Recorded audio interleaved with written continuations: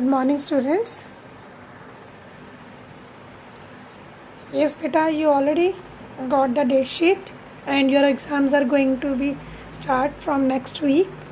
So बेटा आपको कोई टाइम रिवीजन का नहीं है, तो ये मेरा लास्ट चैप्टर है और 2 टॉपिक्स अभी रहते हैं, तो मैं नेक्स्ट वीक तक आपको कंप्लीट हो जाएगा. इट्स बेटर कि आप रिवीजन अपने साथ के साथ इसको करते रहो. So first of all we have started functions of banking and we have completed its primary functions and secondary functions, and today we are going to start our next topic, that is the e-banking. E-banking, you already know that e-banking means when all the transactions done with the help of electronic, with the help of computer or internet.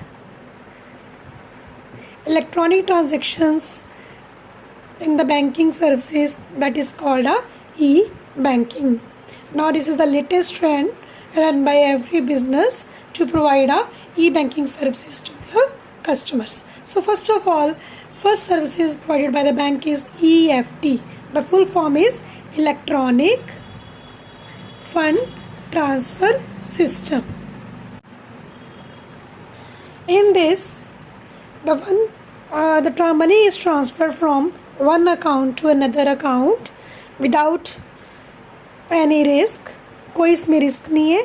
एक account से दूसरे account तक easily हम क्या कर सकते हैं, money को ट्रांसफ़र कर सकते हैं. फॉर एग्ज़ाम्पल आपने कोई इंस्टॉलमेंट पे करनी है या आपने कोई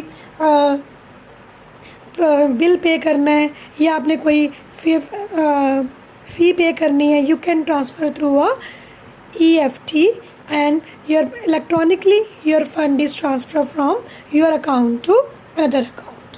And as like same, you can also receive the money from one account, that is for example आपको कहीं से इंटरेस्ट मिलना है या आपको आपने शेयर्स परचेज़ किए हुए हैं, उस पर आपको डिविडेंड आ रहा है या आपकी कोई पेंशन है या सैलरी है, ऑटोमेटिकली आपके अकाउंट्स में ट्रांसफ़र हो जाएगी through e-banking. So bank is provided facilities to debit or credit any amount according to the customer's facility. Customers ने कहीं रिसीव करने है पेमेंट या कोई बिल पे करना है, तो वन अकाउंट से दूसरे अकाउंट तक बैंक क्या करते हैं, ईजिली उसको ट्रांसफ़र कर देता है. Next we having the facility of plastic cards. Plastic cards आपने सुना ही होगा बच्चे कि कार्ड्स जैसे कि हमारे ATM में भी कार्ड्स यूज़ होते हैं. Clear? So cards means a plastic money that is of 2 types, debit card और a credit card. Debit card और क्रेडिट कार्ड में क्या डिफरेंस है बेटा, ध्यान से सुनना. डेबिट कार्ड में क्या होता है कि you can use your money only with in your account, कि आप उतनी ही मनी यूज़ कर सकते हो. या पेमेंट जैसे कि हम ऑनलाइन परचेजिंग करते हैं या ऑनलाइन पेमेंट के लिए हम डेबिट कार्ड यूज़ करते हैं. पर डेबिट कार्ड में क्या है, जितनी आपके मनी अकाउंट में है उतनी ही मनी आप यूज़ कर सकते हो, उतनी ही मनी की आप क्या कर सकते हो, परचेजिंग कर सकते हो. फॉर एग्ज़ाम्पल आपके अकाउंट में 50,000 है, इट मीन्स कि 50,000 तक की आप उस मनी को थ्रू कार्ड्स यूज़ कर सकते हो, नॉट मोर देन 50,000. क्लियर बच्चे? और क्रेडिट कार्ड क्या है, this is also like plastic money, but इसमें क्या है कि you can use more money from your account. That means कि फॉर एग्ज़ाम्पल आपके अकाउंट में सिर्फ 10,000 रुपीज़ है.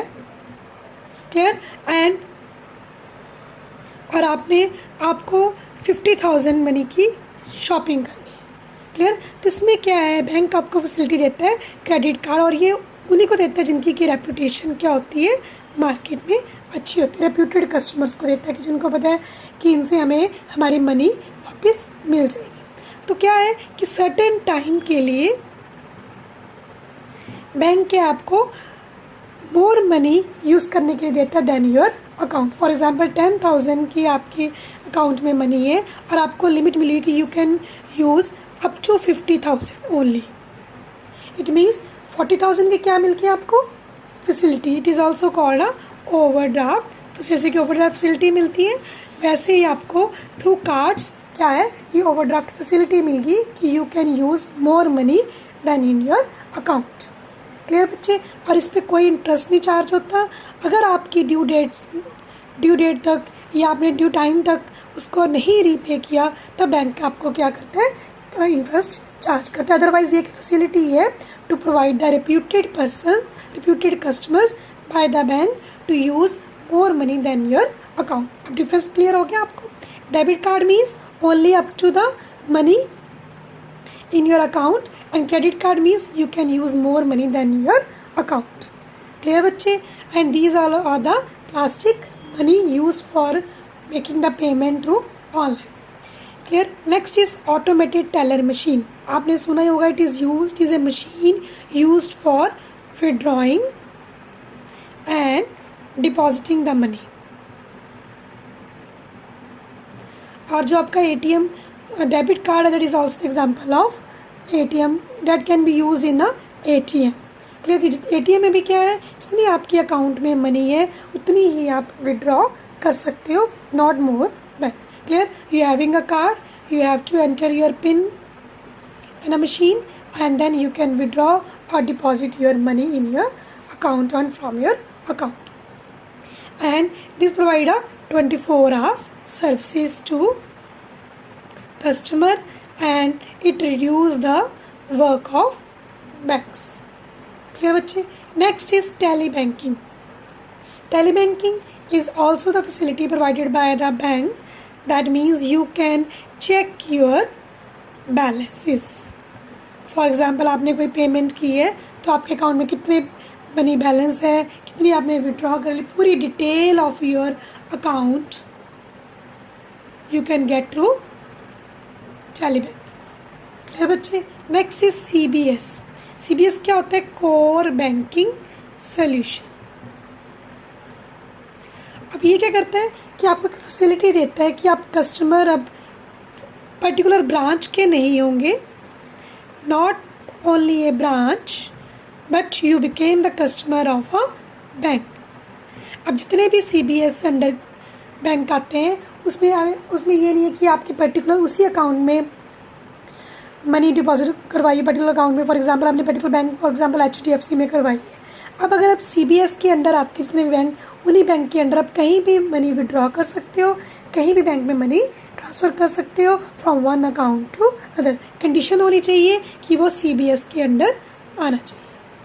क्लियर? इट मीन्स कि you become the bank customer of a bank, not on the branch की। पर्टिकुलर एक ब्रांच के साथ नहीं है। फॉर एग्जांपल आपने मोगा में मनी डिपॉजिट करवाई है तो ये नहीं कि आप मोगा में इसे विड्रॉ करवा सकते हो, आप कहीं भी आपको ज़रूरत है कहीं से भी आप उस मनी को विड्रॉ करवा सकते हो। क्लियर बच्चे? Next is NEFT and RTGS। ये आज बहुत ही ट्रेंड में है। इसमें क्या होता है कि यू कैन, इसकी फुल फॉर्म है national electronic fund transfer system, और RTGS means real time gross settlement. Both are used for transferring money from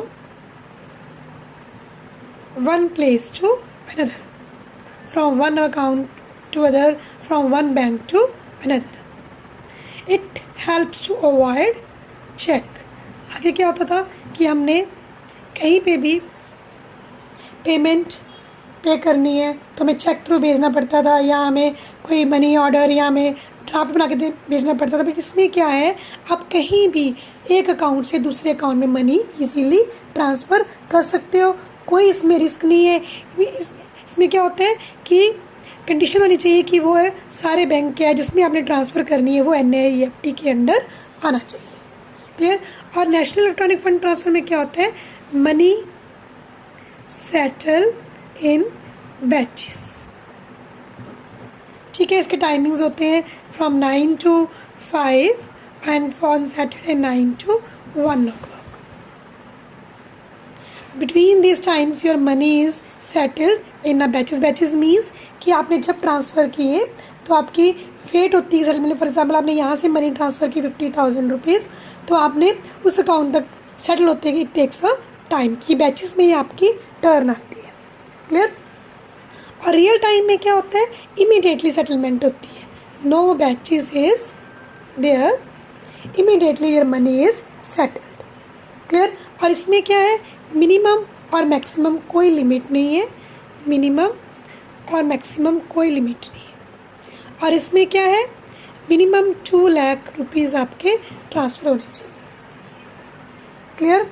और it is a easy way to transferring funds from one bank to another bank, and these are all the facilities provided by the bank in which you can electronically transfer your funds from one bank to another accounts through cards, through CBS, through NEFT, EFT, all these are facilities provided by the bank।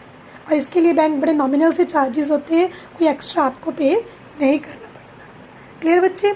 And please read this topic thoroughly and don't waste your time. और next week से ही आपके exam शुरू हैं, तो ये topic सारे उसमें इंक्लूड है आपके एग्ज़ाम में, तो इसको प्लीज़ अच्छे से प्रिपेयर कर लेना। ओके बच्चे, okay, thank you and have a nice day.